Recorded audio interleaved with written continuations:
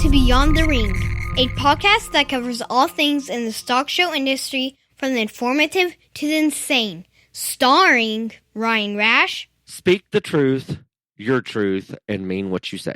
And Dale Hummel. Spay or neuter the ignorant. Now on with the show. Welcome to Beyond the Ring. This is Dale Hummel, along with co-star Ryan Rash. Hello, hello, hello. Just get it out of the way. Say it. Just say it. Would you like to tell me how right I am? Would you? I ever want to would tell you like that to? You're right? Would I ever want to tell you you're right about anything? No, you don't. You just ignore it and act like it didn't happen. Ryan, you were correct. Thank you. A couple months ago, or however long it was, that there was going to be an issue when it came to vote for Speaker of the House. Yeah, and y'all all told me I was crazy. And how was look, that?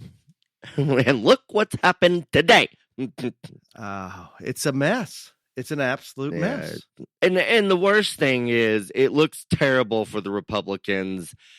And no matter what way this turns out, and I mean, I'll break it all down for you in a minute. No matter what way this turns out, this damages the Republican majority for the next 2 years. All these things that they wanted to get done, not saying they can't still get them done, but now it's even harder because they look like such a chaotic. I agree. I think it's ridiculous. I think it should have never gotten to this point. All of those things. You did predict it was going to happen. I still stand by the fact that those 19 that voted for others in the Republican Party. So just so everybody's on the same page, they're voting. They've had one vote, correct, Ryan? They're getting ready for a second vote or no? This morning they've had the first vote for Speaker of the House. It takes 218 votes if everyone is there to get a majority, which everyone is there right now, because technically at this point, we do not have one single congressman or woman, because the first thing you do is you elect a speaker, and then he or she swears everybody in, whether they were elected previously or elected for the first time. Technically, right now, people, there is no House of Representatives in the United States of America. That sums it up. And we've had all of the Republicans, 212, not Republicans, no, Democrats. 212 Democrats all voted for Hakeem Jeffries to be Speaker of the House.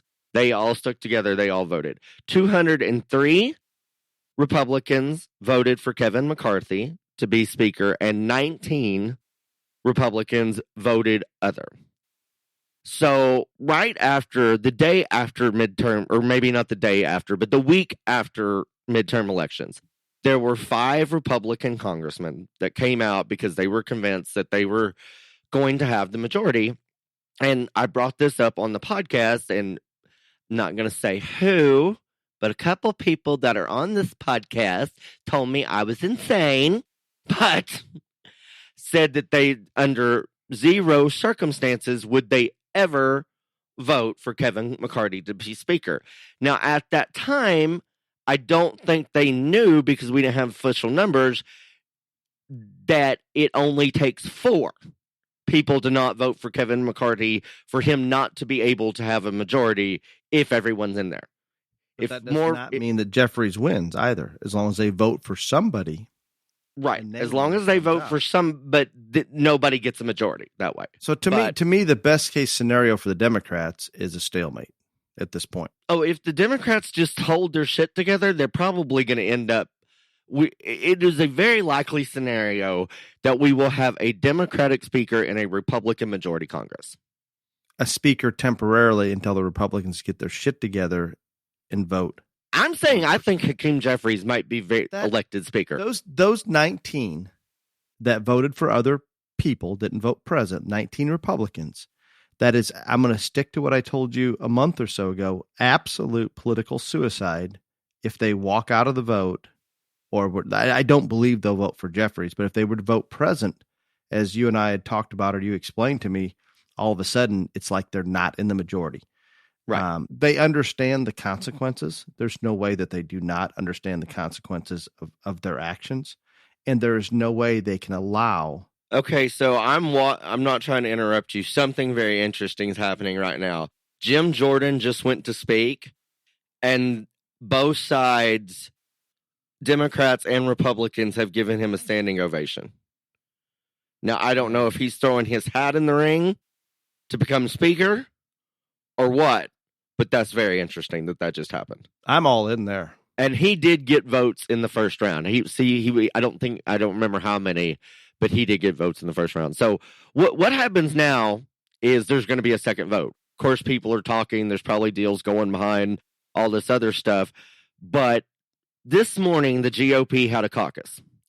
And from what I understand from the reporting, I guess this was to try the last-ditch effort of Kevin McCarthy to say, hey, let's get together all this other stuff. And I guess he lost his shit completely and was extremely unprofessional, and a bunch of obscenities and F-bombs and all this other stuff could be heard from outside the room in the hall.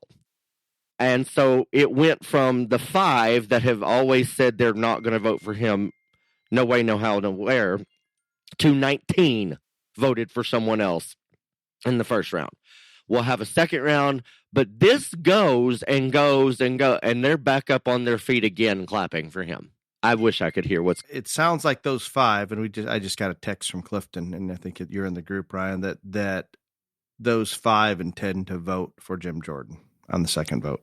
Okay, doesn't do us any good if what we discussed earlier, if there was 100 representatives that are only going to vote for McCarthy. Yeah, the only way that I see a Republican, and I could talk about this for hours, and I'm not going to, but the only way I see a Republican Speaker of the House happening in this deal is for Kevin McCarthy to drop out and they coalesce behind somebody else.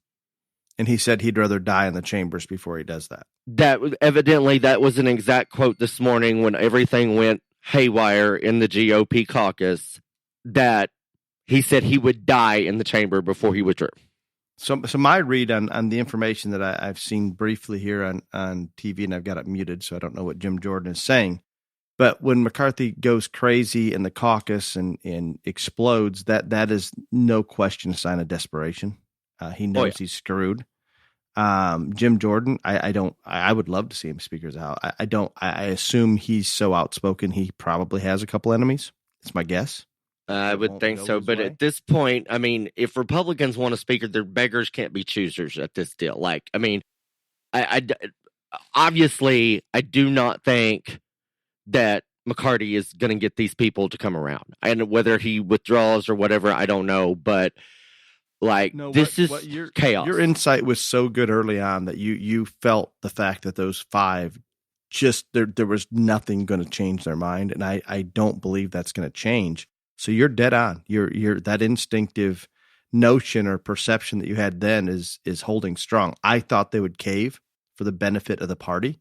I was wrong on that. I do still believe that they will not allow the Democrats to take over the speaker. But as you pointed out earlier in our phone call this morning, that if we can't come up with, after the second vote, if they don't come up with a majority, Nancy Pelosi appoints a speaker. Yes. So a temporary speaker till like this has gone like it is literally. I'm not just using this number figuratively. It has been 100 years to the day that a speaker wasn't elected on the first vote. They're going to do another vote. If they can't get one, then Pelosi will appoint a temporary speaker till there is a vote taken that gets a majority.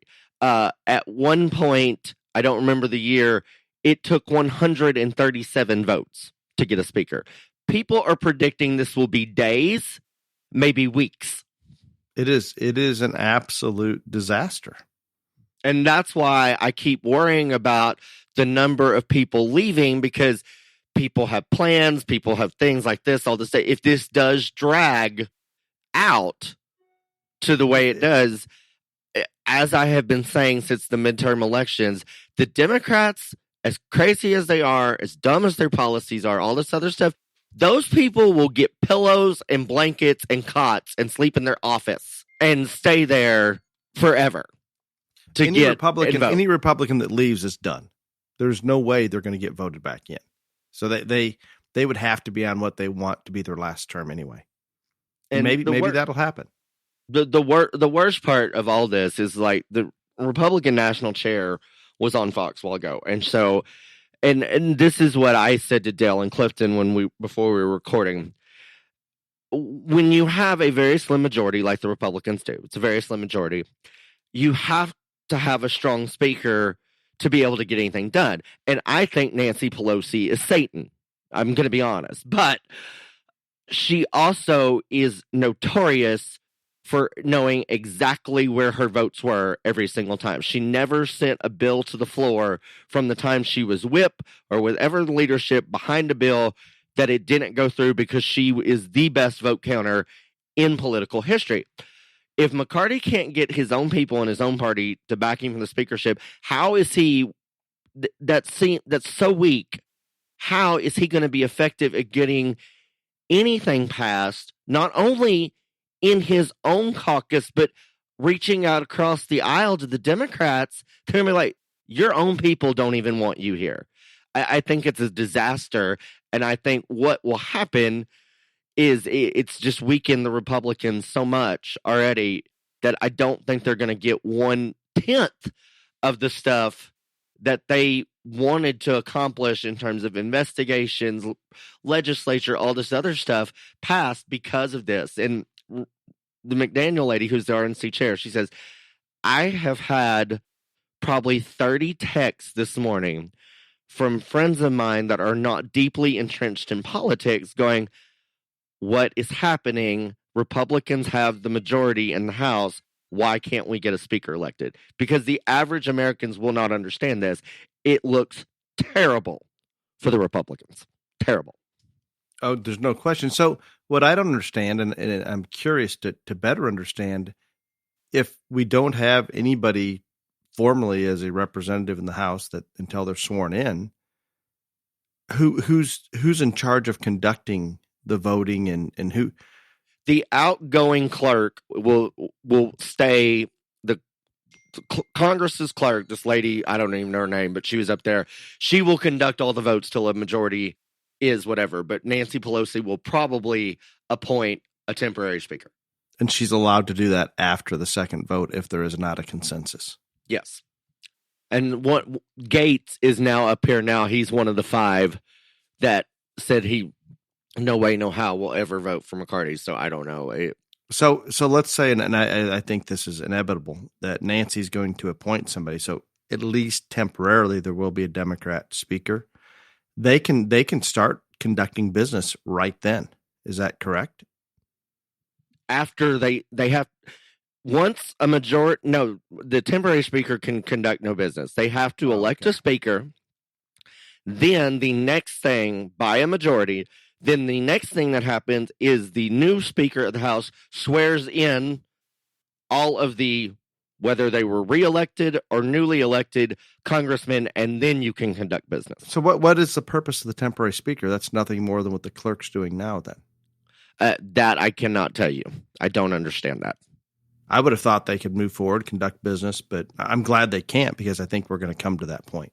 So that's the way I understand it. And again, but like, this is a mess. It is an absolute mess. I guess by the time this drops, and so everybody realizes, we are recording earlier this week, Tuesday, and it drops on Friday. So I'm sure that a lot of what we're talking about at this moment will have passed and gone under the bridge or no longer maybe be relevant. But just the whole fact, and I hope that our listeners can comprehend what's going on, and that the big picture here is, irregardless of where things are when this drops, damage has already been done. And this further gives the Democrats more ammunition that the Republican Party is that fractured. And I want to stand up and say they're going to bond together and do all these things, but that is just not what's happening. And Ryan's correct when he talks about it, and I dislike it more than anybody. I dislike Pelosi more than anybody. I think she's worse than Satan. But she did keep things together, and for some reason, even though the policies are as ignorant as they are, and it's everything bad that I can come up with, somehow the Democrats all stay together. And I don't get it, Ryan. I don't understand how that can be different. They're taking the second vote right now. And Clifton's been texting us. So Jim Jordan nominated Kevin McCarthy, and then Matt Gaetz nominated Jim Jordan. So This is, yeah. Are you a fan of Jim Jordan? I am a huge fan of Jim Jordan. I'm the largest fan, but now I think the problem is he is almost. I mean, he's pretty close to right wing, but I mean, like, I'm sure as outspoken as he is, he's got a few bridges he's burned within the Republican Party. But I mean, I don't know, but I am a big fan of Jim Jordan. I have always wondered why he wasn't in a leadership role already. I mean, Ryan, we're here in seconds. McCarthy will get enough the votes that Jordan, it's impossible. It is already. It's impossible that he's going to get enough votes, and McCarthy's not going to get it's at this point, it's done. Pelosi's going to appoint a speaker. That's what it looks like. There's no way around it. So what else is going on in the world? I'm at Cattlemen's Congress. You're not here. Oh, I had a great week at the Arizona National, and despite having return tickets for my family on Southwest Airlines, we get on the plane. It's maybe half full, Ryan. Even though they say they're so backlogged and they're still canceling flights at that point because they don't have people where they need to go. From Phoenix to Chicago was half full. I understand people do not want to go to Chicago. I get it. So maybe that's it. But I like to bring in some of my personal experiences. You know how I like to disclose my personal life, Ryan, so much. Oh yeah, you love it. So on the flight home, and I'm pretty sure this lady's not listening to our podcast. However, I wish she would. She needs to. There's a lady with a 5-year-old son, approximately, sitting across the aisle and up just a little bit from me. And I am convinced after that plane ride that we do need to sterilize some people. Ryan, I've never seen a parent treat a child in the manner that she does. Super sweet for 5 minutes and then almost bipolar. F-bombing, you little bastard, this, that, everything you can imagine to a 5-year-old, to the point where I went to get up to interrupt, and the stewardess came through there, and I thought maybe she was going to say something and didn't, but I sat back down and I didn't, for fear of consequences and how it may escalate. But I cannot believe the ignorance out there in the world. And for some reason, when I'm traveling, this all pops back up, and I realize I should probably leave this alone. But it was sad that poor child has no chance in life because of this I it is abusive. Hey, look, I made it through, and Sheree was my mom. Damn it! No, this is no. I can't. I know I didn't give enough. I'm not making light of the situation, and I also don't think my mother's beautiful. I was just being funny, people. Yes, this lady, Ryan, I can't begin to explain the mental and cracked him a couple times, and I'm all for spanking a kid and being a little more forceful and making them behave. But this child was more intelligent than the mother. No question. And just abuse. There was no question. I don't know that you could say physical, but no question mental abuse is taking place. And that really concerns me that we still have this out there. And I don't have a solution for it. The child, she should not be allowed to have a child at this point. It was interesting. So not to interrupt your story. Go. On the second vote, they haven't called but maybe 50 to vote so far out of 430 something. Already 4 others. McCarty will not get the votes on the second election either. It's already done. Be curious to know who those others are for. Okay, to finish that story, so I let that go as best I can. And I probably should have stepped in, but I don't know where it may have gone all wrong. When I talk about shooting people in the kneecap or sterilization, this is the poster child parent for this, period. We get to Midway, and I didn't even do this time, and I should have. I like to Snapchat my favorite Beetlejuice when I'm at O'Hare, when she greets me with that sign as I go to get on the tram. From the parking lot to go to the terminal, well, Beetlejuice has her signs up in Midway as well. And I'm walking down the concourse, and I see people taking selfies with a sign. And there were people taking selfies with Beetlejuice, the sign. It was all I could do not to just question their intelligence, question why would you do that. My wife says they're taking it just to prove to people that are in Chicago, which I think is a terrible idea as well. But yeah, so my current events kind of ties into the ignorance that we're seeing from the Republican Party in this vote, that there's too much of it in the world. I'm not going to argue with you there, Dale. Maybe we should move on to something more positive, like our main topic. What do you think? Well, before we get to the main topic, do want to say that first year BTRJLA is in the books. I want to give a huge shout out to the Arizona National. They sent us results each night after those shows were completed. We put them right in. We had final points updated on our website at 8 a.m. on January 1st. And y'all may not think that that is a big deal, but it kind of is, to be honest with you. And we couldn't have done it without Arizona National being so wonderful about sending those results after the show was directly over. They got them to us. We got it up. Again, this will drop on Friday. We posted points. We're giving everybody until Sunday to send emails, get things, checked, all this other stuff. I put up on social media from like 2 hours after we put final points up, we had over 200 emails. All of those emails have been answered since then. I'm not saying there don't have to be some follow-up emails on it, but everyone got a reply of those 200. On Monday, we will put up, if there were any corrections or any discrepancies, we'll put up another set of points. And on Monday, that is the standings. It is official. There was no changing. There is no nothing. It is exactly what it is. And then we will start to ship out awards. I want everyone to know just a couple of things. First off, it's going to take time. We're going to ship out over 2,000 awards. That's not going to happen in a matter of days. It's going to take weeks, but we are going to start.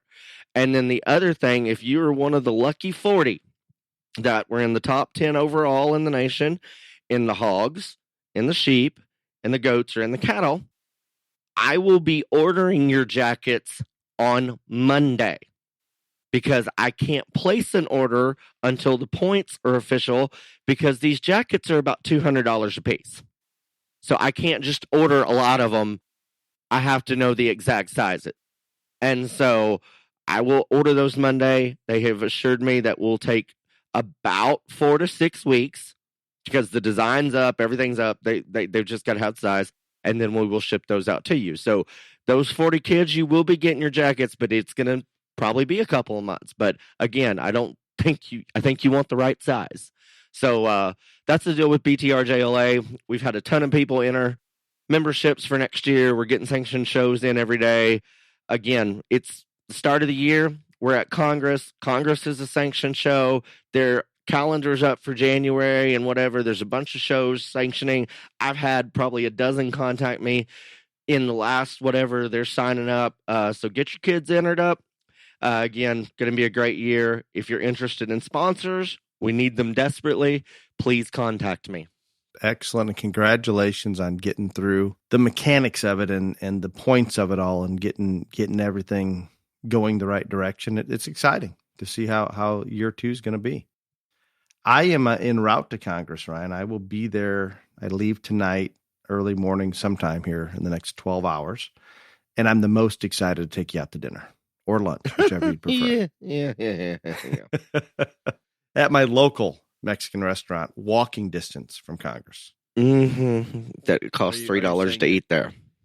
No. Like ceviche is probably $6, $7, something like that. It's not as cheap as you would think.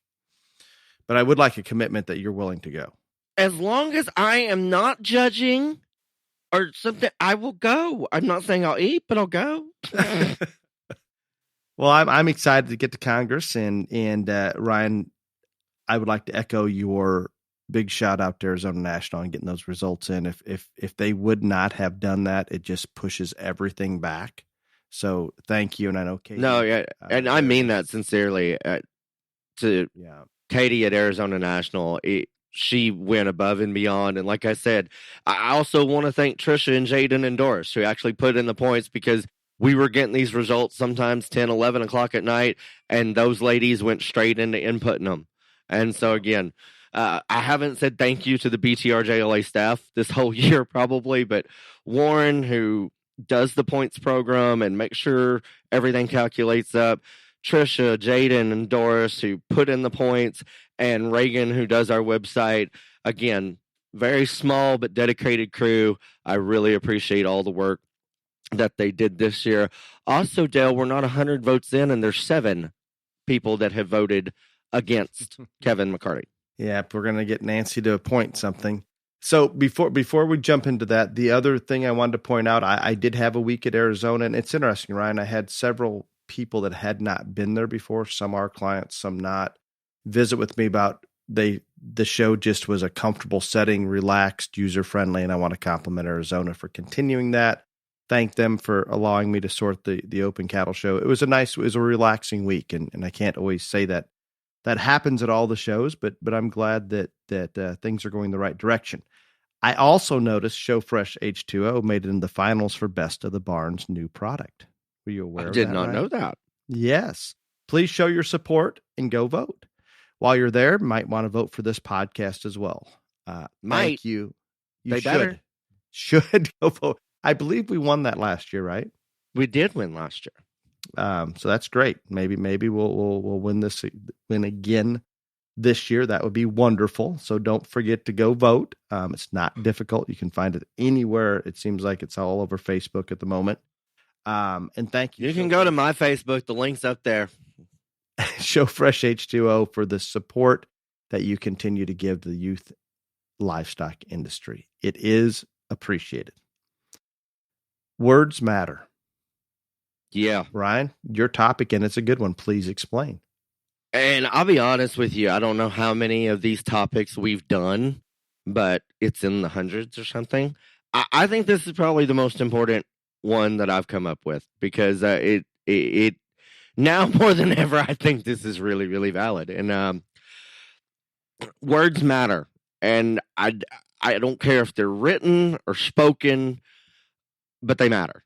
And it's in every part of our life, but in this industry as well. And I'm going to take many, many different approaches to this throughout this thing. And I'm going to apologize because it probably will be long, but I don't think it can be emphasized enough that whether you're writing something on social media or you're saying something to anyone, whoever it is, or you're on a microphone as a judge, what you say does matter.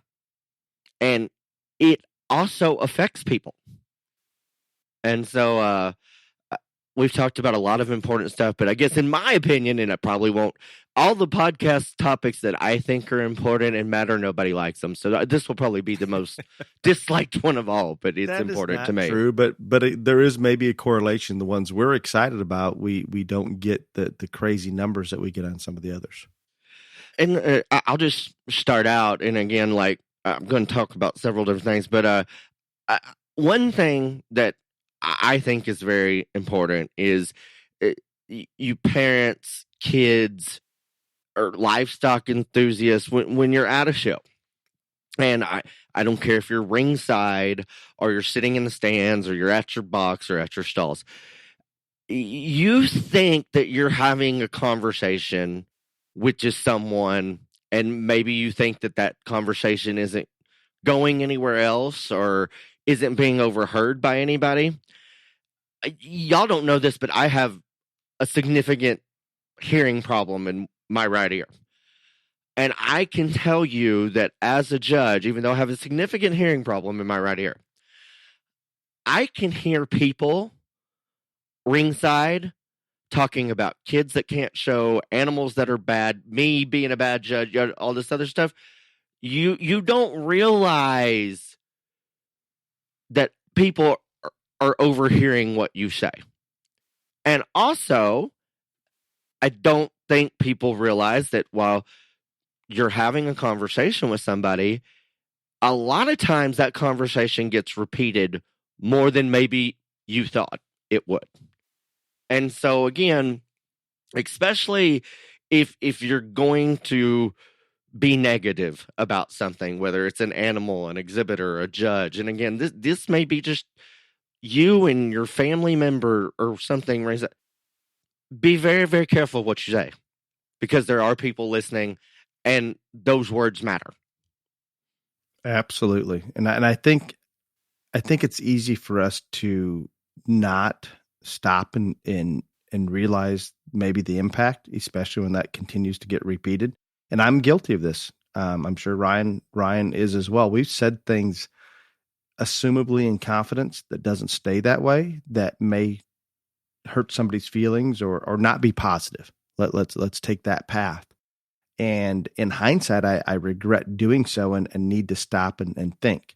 Even my sterilization comments earlier on, it's probably something I should not say, but hard not to when I run into situations like this. I think about when I'm at shows, Ryan, I'll be approached by a parent, and it seems like it's usually the national shows that I'm at. A parent will come up to me and thank me for taking time to make a comment to their son or daughter that was in the show ring in a jackpot show somewhere in the country. That those simple words that, hey, you're doing a really nice job getting this one stuck, or whatever it may be, those things mean a lot to that child. And I can't tell you how many times, and I'm sure it happens to you way more than it does me, that when a parent comes up and said that really motivated them, that got them excited about this industry, and it took no effort on my part at all. And it was very sincere. They obviously were doing a good job, or whatever comments I made to them, maybe even in a manner that here's something you could do to maybe improve. And they took that direction. Very simple words that took zero effort on my part that made a pretty big difference in a positive way. But we also need to realize some of those comments that we make can go to the negative. And I want you to elaborate more on this, because I know what it's like for you sitting at a show, watching another person judge, and more so listening to their reasons when they describe the livestock. And more recently, it's rubbed off on me, and it's starting to get to me a little bit, or a lot of bit, that we have to make the effort to be accurate in those descriptions. Even if we're getting down towards the bottom of the class and it's been a long day, we think, well, the crowd's tired, they're not paying attention. There are still people paying attention. And a lot of times it's that child on the end of that halter that expects to hear what you did or did not like about that animal. If you're just making up random bullshit, that doesn't work. And you can expand on that way more than where I'm at. So yeah, this is one of the big things for Words Matter. And I try exceptionally hard when I am in a ring to make sure that, even in sheep and goat shows, when you normally only just talk the top 5, when I pull those kids in that aren't in the top 5, I say, hey, you know what? Sheep's got a lot of muscle, but for me, not good enough shirt, whatever. Whether I'm talking to a kid or I'm talking on the mic, I try extremely hard to be not only accurate, but also individually descriptive about that animal. Not just, well, this one's not sound. Like I want the people, whether they're listening to me or I want the exhibitor, to know what about that animal specifically I think needs to be modified, changed, corrected. Because you can give a canned set of reasons and you can just say stuff and all this other stuff. People now more than ever are listening. And it's not just the people at the show. So many of these shows are webcast or Facebook Live or all this other stuff. And here's the thing that none of y'all really think about. You can go back and rewatch that. It's not like, poof, gone. And so if you're not really being as accurate as you need to be, or just saying canned made up stuff, it's becoming a problem. And I think the one thing is, I don't care how you place something. I can disagree with your placings. I can say that we don't have the same type, whatever. But I don't care how you place things, because that is just an opinion. But when you just say stuff on the mic that I and the majority of the other people, whether they're watching online or standing there, that it doesn't make any sense, it's not accurate, all this stuff. And I can't believe that I'm having to say this, but this is a really big problem. It is a really big problem. And I don't know if it's because I don't know how we got to this point. Play somehow ever you want, but be accurate when you're describing that animal. And I think it's maybe just a lack of effort. I don't know. I don't. It is infuriating. I have been on this bandwagon for several years, and Dale, I think, is now kind of seeing what I see. And again, I don't care how you place things. I really don't. But like, there's a bunch of times that I go to shows, and when I'm watching and listen, I get uncomfortable in that situation because I know what's going on out there is not as good as it needs to be. We just got to do better. We just got to do better.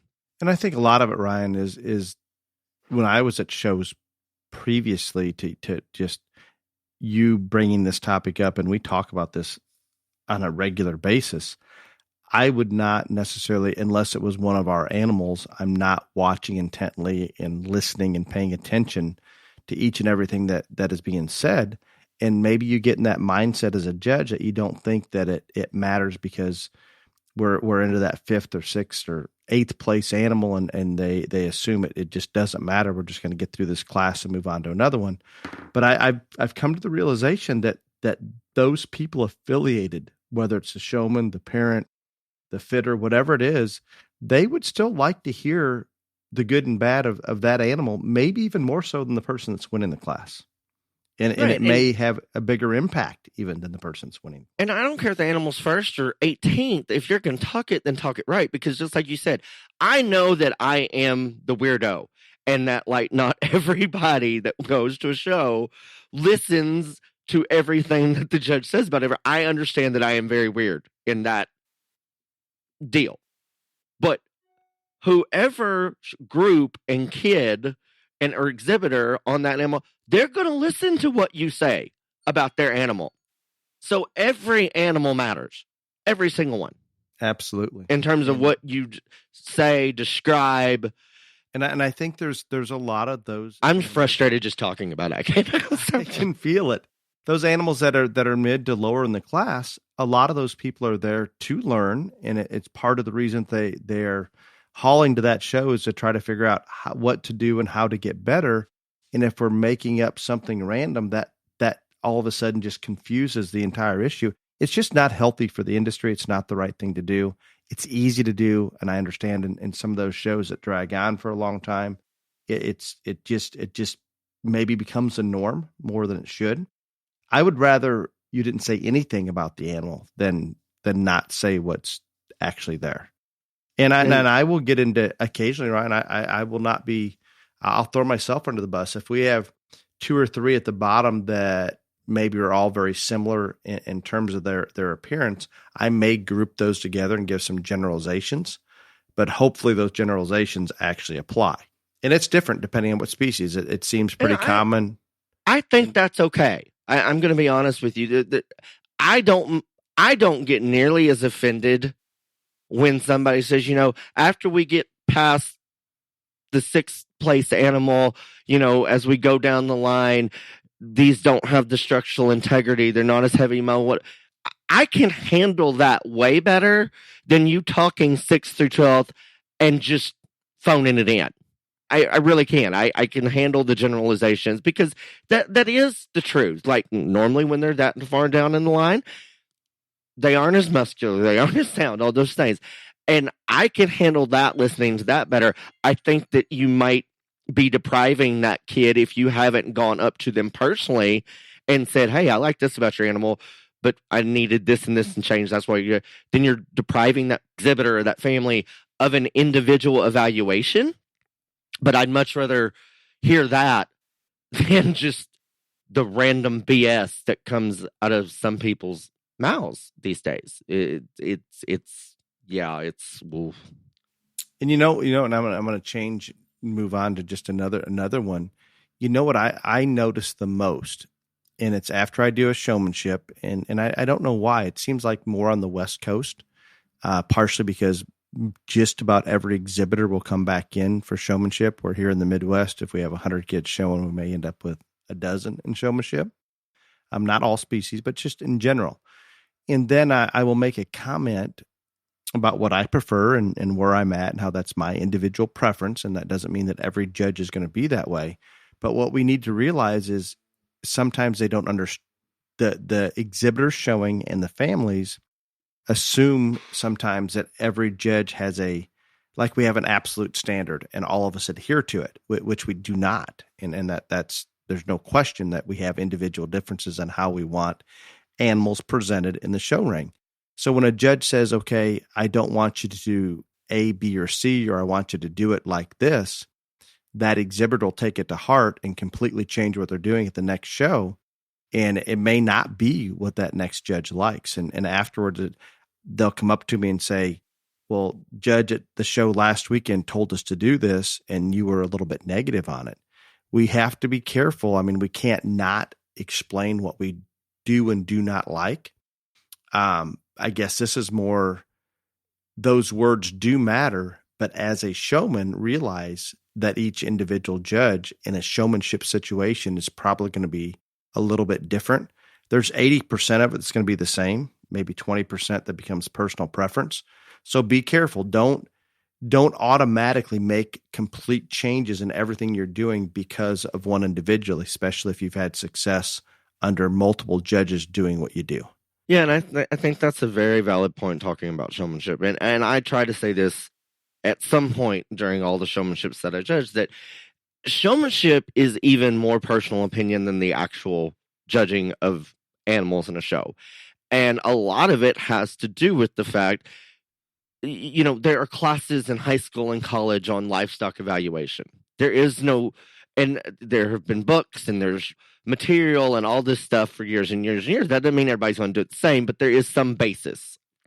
There is not in showmanship at all. No, it's. I mean, we would like to think that we want to get out there and present professionally and be courteous, and I think there's some things that we can all somewhat agree on, but personal preferences come in huge. And I can remember, okay, sheep and goats in the West Coast many years ago. The first time I started judging in the West Coast, it really caught me off guard that if I were to walk around the non-show side, Ryan, on a profile for whatever reason, or I guess anytime I would get on the non-show side, they would brace the animal so it's presented to me as the show side. Does that make sense? Yeah, I understand what you're saying. And in the Midwest, we get that brace locked in, and we stay on the same side. Yeah. And do you see that regionally or across the country difference? No, I've seen it before. And again, I think that's the thing. I think the deal is, and like we all need to do better in terms of when we do judge showmanship, is say, this is what I like, this is what I prefer. But still, at the end of the day, those kids, to some extent, while always trying to improve and do better, because, my friend Jay Jenkins just did showmanship at the Arizona National. I'm sure she did a tremendous job. She got lots of positive compliments. We may not like the same type of showman. We may not pick the same one. That doesn't mean she's right and I'm wrong. And that doesn't mean because you won under Jade and didn't do as well under me, that you need to switch completely. I think as showmen, you need to always try to improve, but you also have to stick with what works for you personally as an individual, and also what you're the most successful with more times than not, because there's always going to be a showmanship judge or two that you're going to run into that doesn't like your style, or you do a pet peeve of theirs and you don't win or don't do good. That doesn't mean you throw everything out and start over and just go with what that person said that day. Absolutely. And we're talking about words matter. Those compliments or criticisms that you may be getting in showmanship, use them as an educational point, but also insert some common sense And the biggest thing we can get across is each judge is going to have those personal preferences. So we have to just acknowledge that. And I like that Ryan says what you're getting along with most of the time is probably a very, very good direction to go. And I hope that those of you listening now better understand, if at all confused prior to this podcast or this episode, that wow, there just isn't that rock hard standard. There really isn't, even more so in showmanship than we're judging the animals. So please take it for what it is, and those of you out there judging shows, maybe make a little more effort to say, hey, this is where I'm at. Your judge next weekend may not want you to do it this way. So stick to what's gotten you there to begin with. Now, and then I want to take another approach on this topic, and again, not pointing fingers at anybody, just talking in general. If you are a leader, role model, a show manager, staff member of a show, whatever, all those things, and people come to you, and whether they ask questions or whatever, or you're talking to a group of kids before show or after show, all this other stuff, I know I get this a lot from parents. Is like, well, so-and-so said this, and then that didn't happen. And again, I'm sure some of those times that it's just a simple mistake or a mishap or whatever. But I also do think that sometimes in these situations, people are just saying what they think is the path of least resistance. So there's not a problem, or there's not, controversy, whatever. And then they go on and do what they were going to do anyway. And we probably need to be a lot better about that. And I can even put that in a situation of a breeder, a broker, someone selling, stuff like that. Everything that you say in any of those type of situations, you need to adhere to that. You need to stick to your guns or do what you said you were going to do, because when you put it out there and you're in that type of position, it matters to that person that you had that conversation with. It will probably matter to more people. And I just think far too many times we're probably getting into situations where what we say and what actually happens isn't the same. The follow through is not there.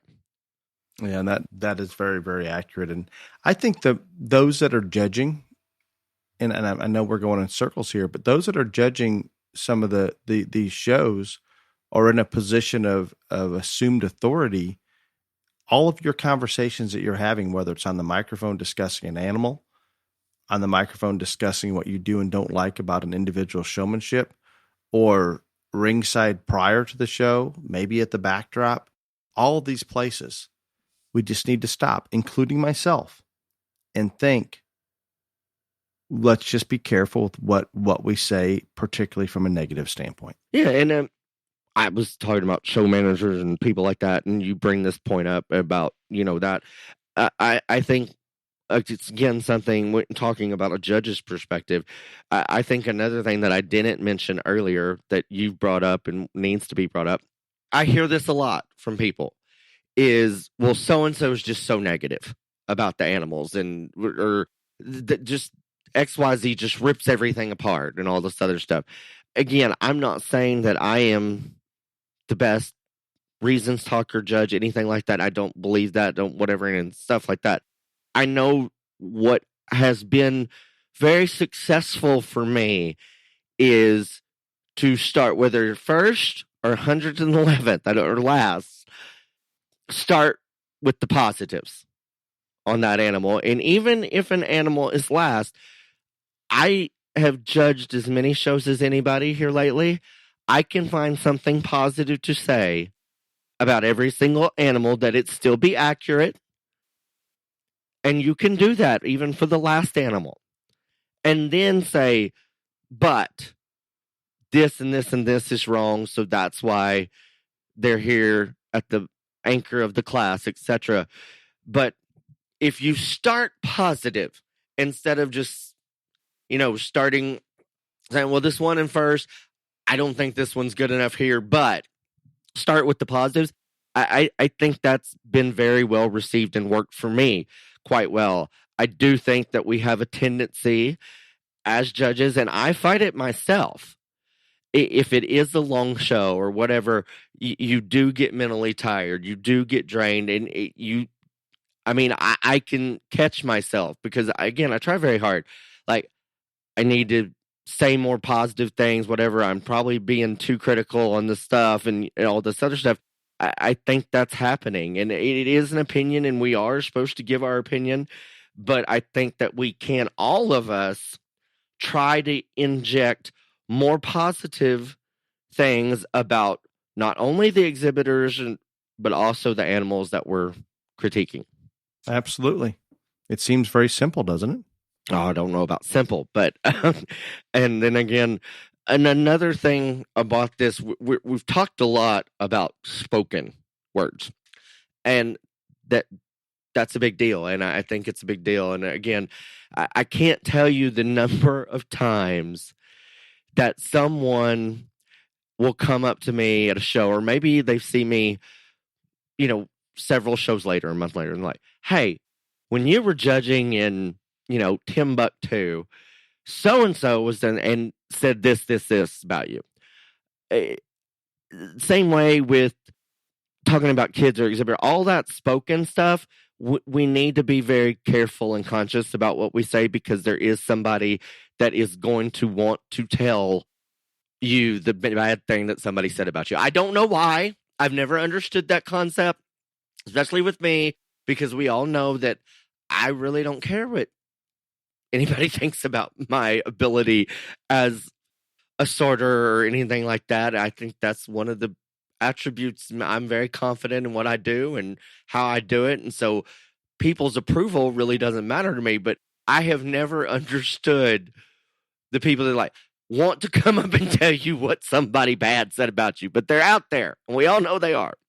But the other thing is, a lot of times we get on Facebook or social media, or we send a text or whatever, all this other stuff, and written word, the consequences, all the things are even probably more so than spoken word, because there it is in black and white print.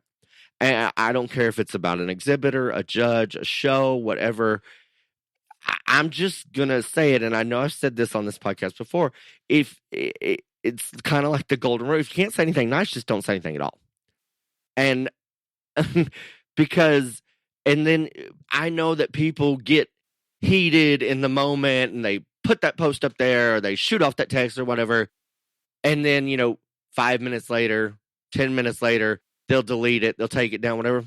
Screenshot lasts forever, people. And I'm going to say that again. A screenshot lasts forever. And so it just takes 1 minute and the one person to see it and screenshot it, whether it's a text, a snap, social media, whatever. And then it gets passed around and round.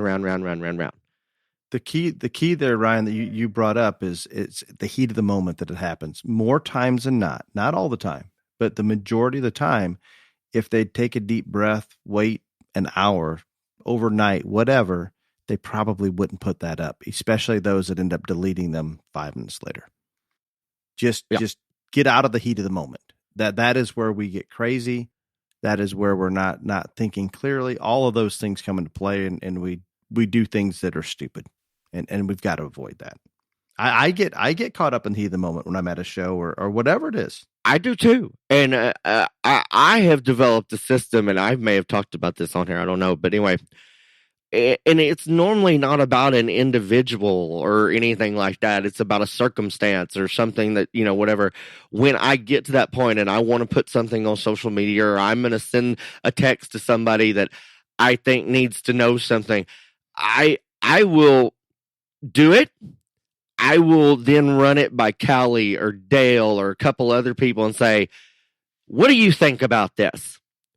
Before I ever post anything.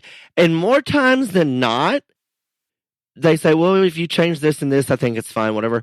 But by the time all that has transpired, I have either calm down or whatever, that moment has passed, but that's the system that's worked for me. I run it off. I bounce it off somebody and say, hey, you know the situation. What do you think about this? And more times than not, it just doesn't even happen to go up there because, again, as you said, Dale, when you get out of the heat of that very given moment, then, you're like, it's not even worth it. And and you are the best example about the heat of the moment in that, and just what you said there, that you will be just ready to just you're and it could be about something that doesn't even affect you, what you call a circumstance. Right, yeah. But within time, you're back, you're okay. It's all right. Yeah, and I mean, again, it's not normally about a person, right? It's just a circumstance that I don't think is right. I think whatever, but that deal, I'm telling you, and again, I'm going to say it for the third time. I'm not going to say it again. A screenshot lasts forever, people. It does. I don't think you can hear that enough. And I am no saint. I have put stuff, sent stuff, text stuff that I not my proudest moments before. But we can all live and learn and get better. But I'm just telling you, just think and take a breath and do those things because it's important. And I thought this was going to be a lot longer, but I do have one other, like a personal note, and I'm going to try to get through this, but I'm probably going to get a little emotional. I love this industry. It is what I am passionate about, and it's very important to me. And most of you know that there has probably not been a person in this industry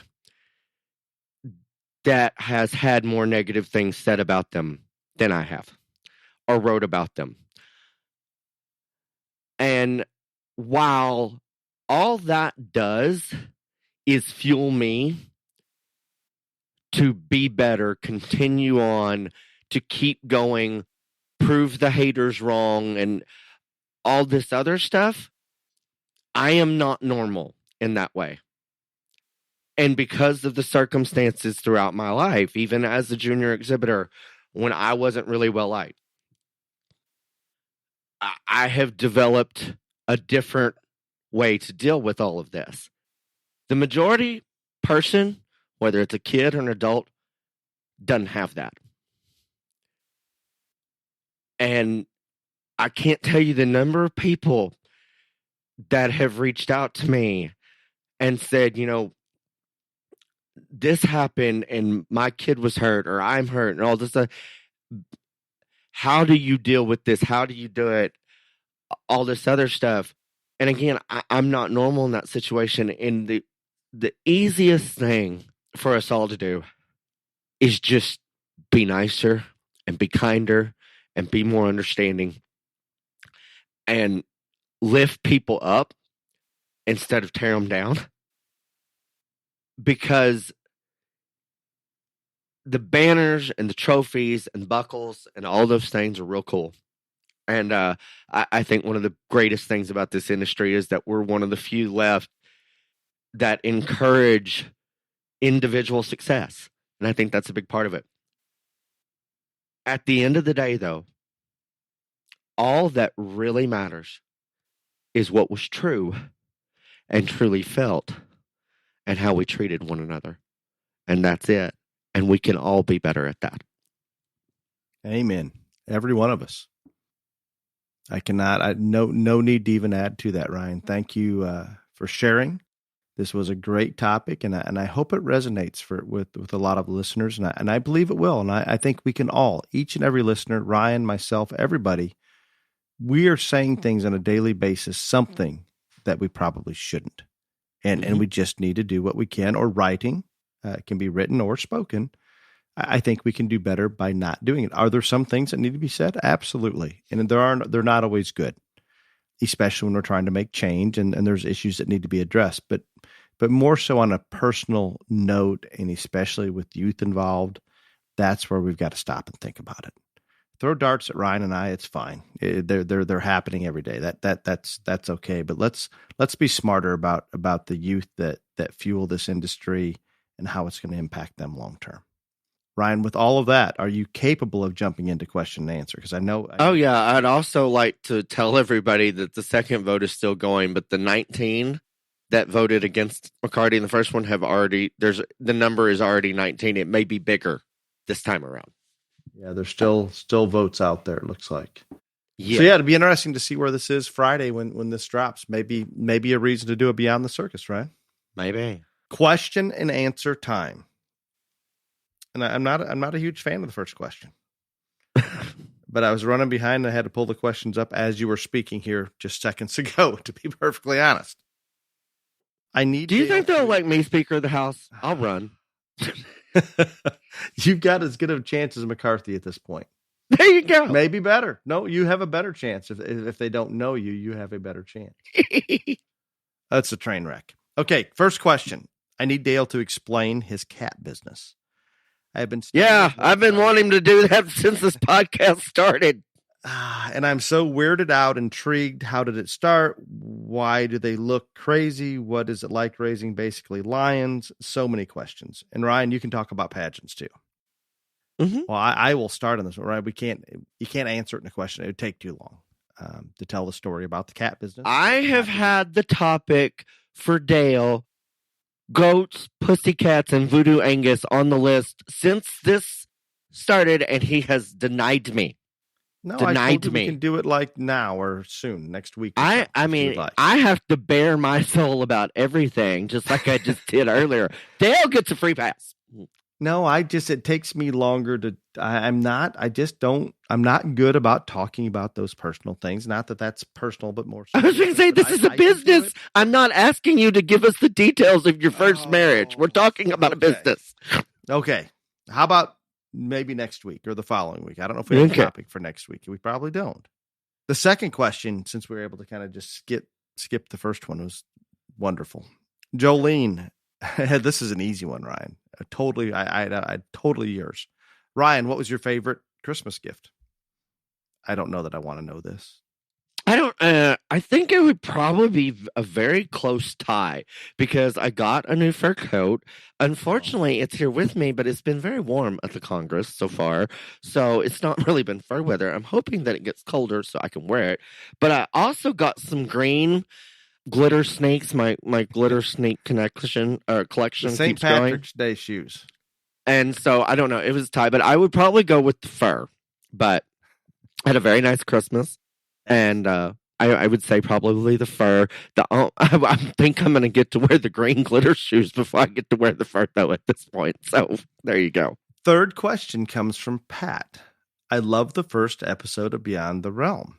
When will the next episode drop? Everybody loved the first episode of Beyond the Realm.